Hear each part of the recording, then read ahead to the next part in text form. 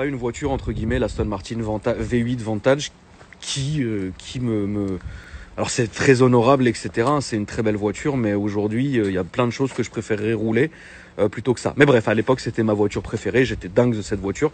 Elle était gris titane, intérieur cuir quartier, Bordeaux, magnifique.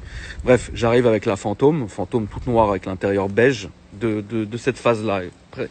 Celle-là est une évolution de l'autre, mais c'était à peu près le même délire. Et j'arrive comme ça avec la Fantôme et j'arrive au feu rouge, et le feu rouge devant le drugstore, donc angle du drugstore, Champs-Élysées et la rue, c'est la petite rue.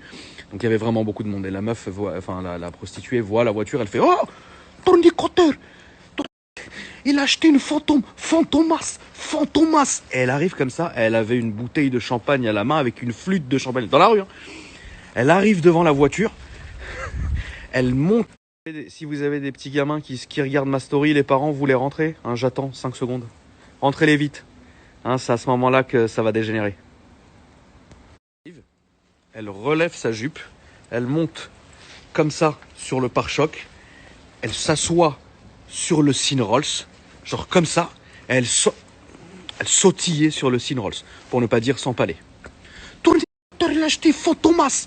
Elle jetait du champagne sur le capot de la bagnole. Je vais pas vous mentir que quand tu vis une scène comme ça et que tu vois ça et que tu as tout le monde qui regarde la scène, il y a un moment donné, je me suis dit, je crois que je vais accélérer, elle va valser au-dessus du capot, je peux pas assumer. Et évidemment, j'avais tous mes potes qui étaient très contents. Il y en a même eu un parce que en fait, sur la voiture, quand vous appuyez sur un bouton, le signe, le Rolls rentre en fait.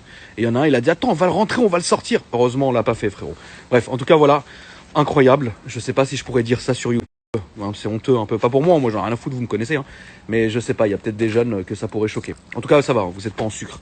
Bref, en tout cas, voilà l'histoire de Fantomas, frérot. Mais oui, je crois que je vais la raconter sur YouTube. Ouais, je crois que je vais le faire.